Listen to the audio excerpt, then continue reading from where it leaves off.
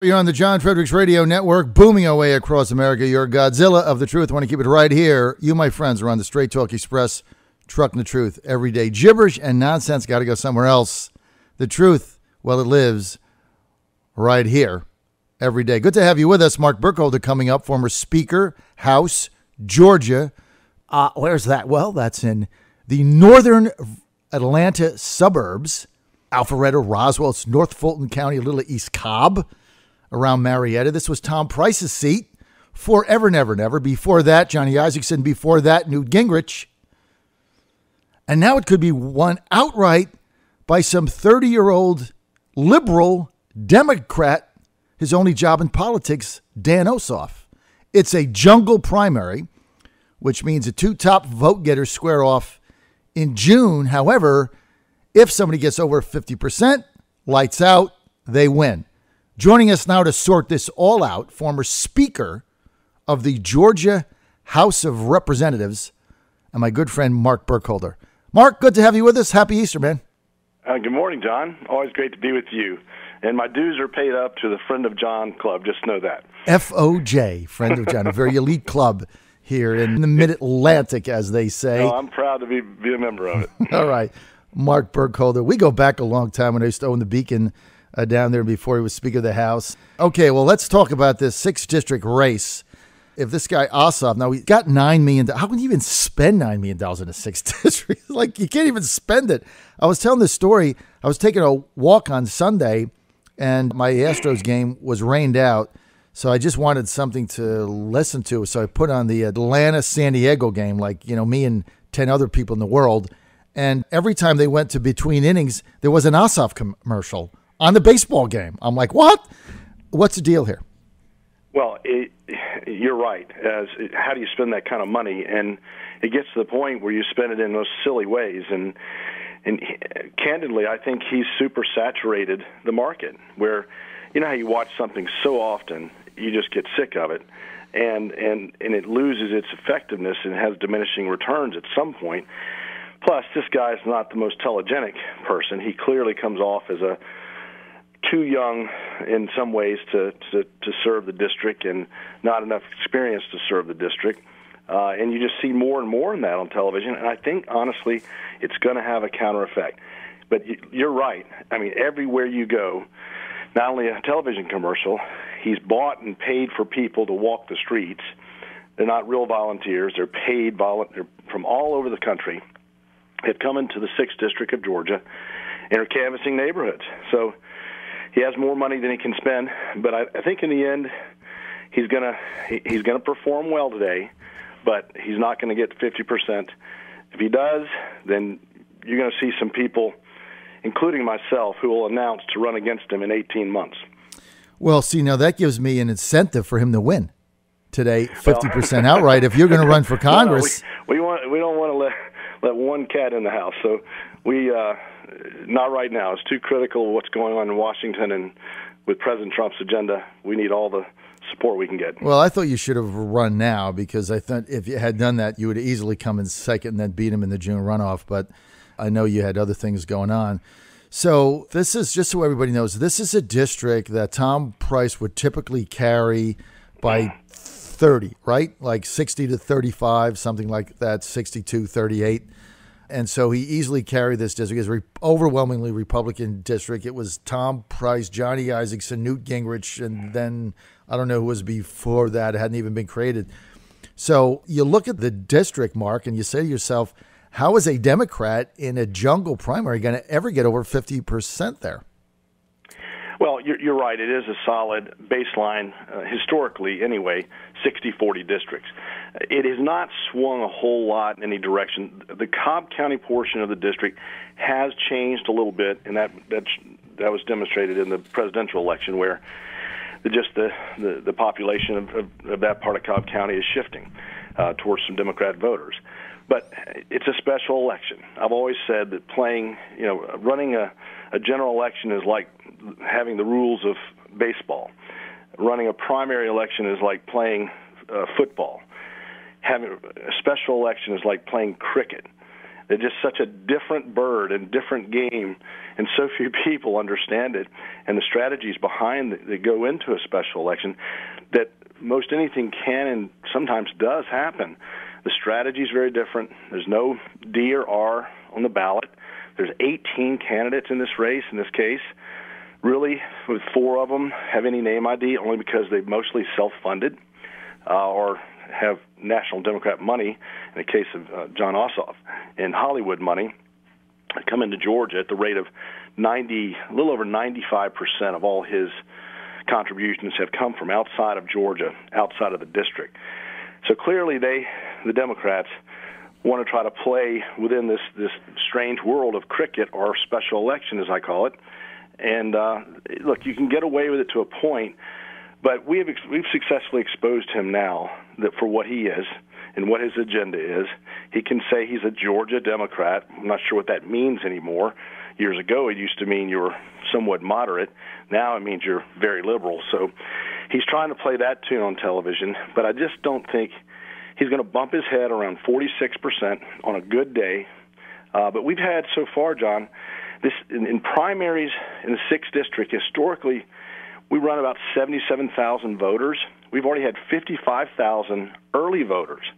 So today, if we just get to a primary level, which is usually more than a special election level of voters, you're only looking at about another 20,000 voters showing up today in a district with 1 million people.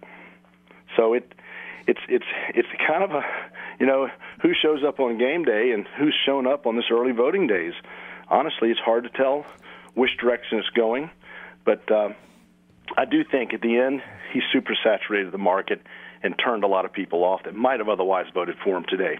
Well, what you're saying, though, is that would benefit Ossoff just getting out to vote because he's got all these paid canvassers that he's got. I mean, look, if he's under 50%, one of the Republicans is going to come in second, would then do a runoff with him in June in the top 3. The favorite is Karen Handel. She was the Secretary of State. Then she ran for governor, got beaten in a runoff by Nathan Deal. My paper backed Deal in that one.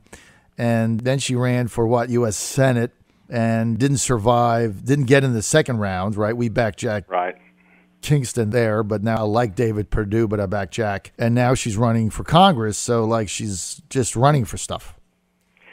Yeah, she's and that's what she's been tagged with in this race, and a lot of the ads have been run against her by her opponents. Is that she's a perennial candidate? She never finishes any job that she ever signs up for if she wins the job she signs up for, and that just leads people to believe, what are you in this for? Are you in this for the right reasons, or are you in it for just your self-promotion? And that has become a question, and as you would expect. All right, so the other 2 Republican candidates vying to come in second are Dan Moody, former state senator, friend of ours. I know you backed him when he ran for state senator way back when. Mm-hmm. It was a long time ago, my goodness. And then Justin Hill, also a state senator from, now is the Buckhead area, that's still part of the district, right? Basically, what you have just the northern side of Buckhead, and you also have North DeKalb County now, which is kind of a millennial place to live. But Judson is from Cobb County, and I'm glad you brought this point up because he's the only candidate from Cobb County, which makes up about 35 to 40% of the district right now. But the special election to fill his seat is going to boost turnout there. And then in North Fulton part of the district, you got some local city elections, city council elections in Roswell and in Johns Creek, which will boost the North Fulton vote to a degree. So I think you're going to see a little boost in the vote in North Fulton today. Thus, I don't think Ossoff will break 50. I think he's going to be scarily close, given the 60-40 district that we have here. But I think it'll all the pendulum will swing back when we get to June 20 in the runoff. Yeah, and then all the younger people, they leave, right? They go out, get out of school and stuff like that. This is the John Fredericks Show across America. No gibberish, no nonsense. We're with former Speaker of the Georgia House of Representatives, Mark Burkhalter, might be candidate for Congress, we understand, sometime. Okay, there's a local race in Roswell. I haven't followed this stuff in a long time. I don't know who's running, but all I want to tell you, if Lori Henry is running for anything, I'm for her. I have no idea. Well, you nailed it. Is she running for something? And I think she looks pretty like she's going to do fine. So I'm for her. And is her election today? Yes, it is. Boy, she never called me. We would actually send her a check if she had called me. I don't know what she's running for. All I know is Ann and I love her to death. So we're for Lori, and good luck, Lori, out there wherever you are. So let's make a prediction. First, second, third. What do you say? Well, I think Ossoff is going to be finished first today. My guess is that it'll be low 40s. 44 is a number that kind of sticks in my head based on the averaging of polls. Not that I'm necessarily believe in polls much anymore, but I believe it's going to be a surprisingly neck and neck between Dan Moody and Karen Handel. I mean, Karen has been running off the residual name ID of all the things that she's run for, you just mentioned in the past, and she's just trying to run the clock out. And she made no public appearances hardly in any debates. She just sat back and is hoping she can just get to that second spot. But it's going to be between her, Dan Moody, who's endorsed by David Perdue, has some very effective ads, probably had the most presence on television in the race. Bob Gray is former city councilman in Johns Creek. He's going to be right there with him. I think Judson Hill is going to fall back. His ads came in very late. They're just too late to the party, really. So what the second place finisher gets is not going to be a proud moment for any of them because it's split up so much with 18 candidates. But I think that it's going to be either Ossoff first, Karen Handel or Dan Moody second, and Bob Gray probably third, and Judson Hill fourth. All right, there you heard it right from the man, the former Speaker of the House of Georgia, predicting today in this all-important runoff jungle primary in Georgia's 6th district that Ossoff will come in first, but under 50%, and Dan Moody comes in second. So then the runoff would be between the Republican Dan Moody and the Democrat Ossoff, and that would be, Mark, sometime around the end of June. June 20th. June 20th, school's out, people away, Moody wins that hands down. That's absolutely. Or whoever the Republican is. Yeah, whoever the Republican, even if it's Handel. Just a little drama here in between. All right, and if Ossoff gets over 50%, which is possible today because you got all these canvassers out there, if he gets over 50%, then Mark Burkhalter, on the other end of this phone call, former Speaker of the House, Georgia Representatives, will be running for Congress, and we are all in. Love to have you there tomorrow morning if that were to happen, and I'll do my announcement on your show. I know you come down, then I'll come down. Give me a reason to go down there.